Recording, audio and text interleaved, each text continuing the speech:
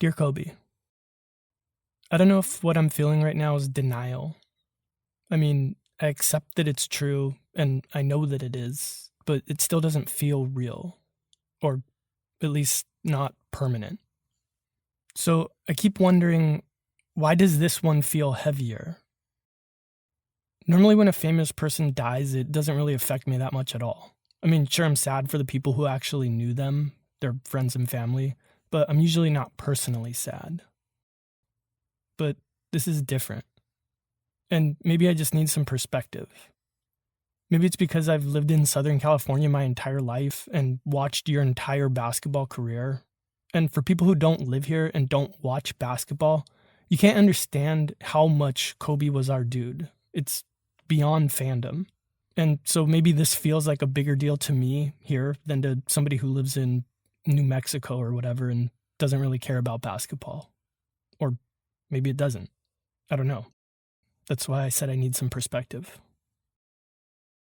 Or maybe it's because of the circumstances surrounding your death. All the people who were with you, the kids, the suddenness, the fact that there's no self-destruction involved. I mean, I think all of those things factor in, but I still don't even think that's the reason. So why then?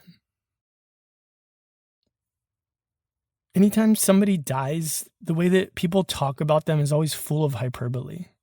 But you were real, arguably to a fault, so I'm going to try to talk real. At least what's real from my point of view.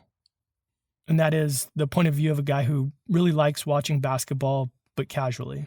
Not an expert by any means, not obsessed with it, not an analyst, just loves the game the way that 98% of us consume it.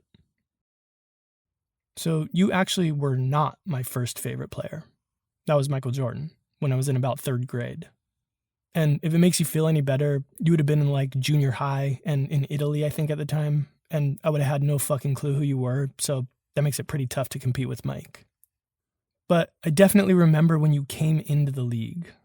Living in the LA area my whole life, your demeanor, the way people talked about you, comparisons to Michael Jordan pretty early on.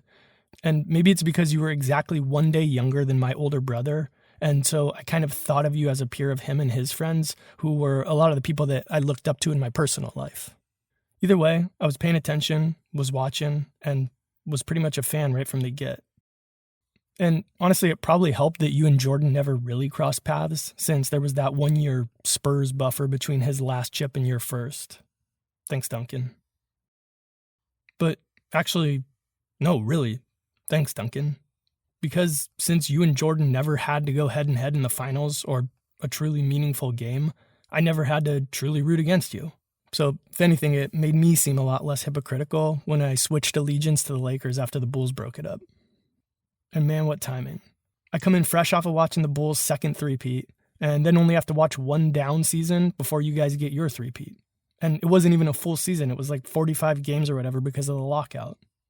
But anyway, then there were a few down years, 2 more championships, and then some really down years. That's making light of it, though.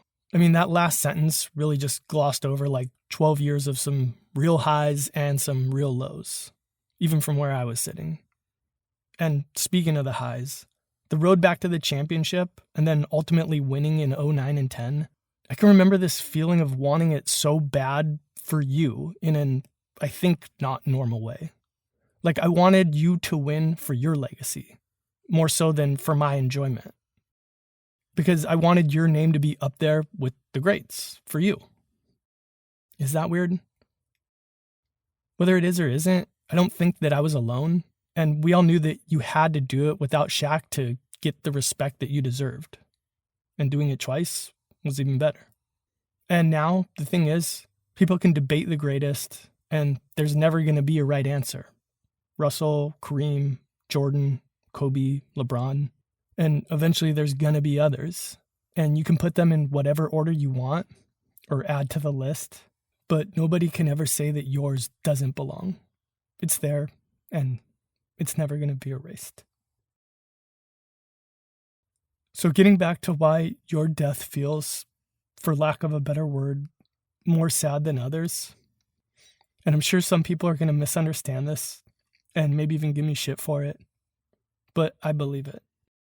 And I think subconsciously we all believe it too. I think it's evidenced in our actions and reactions.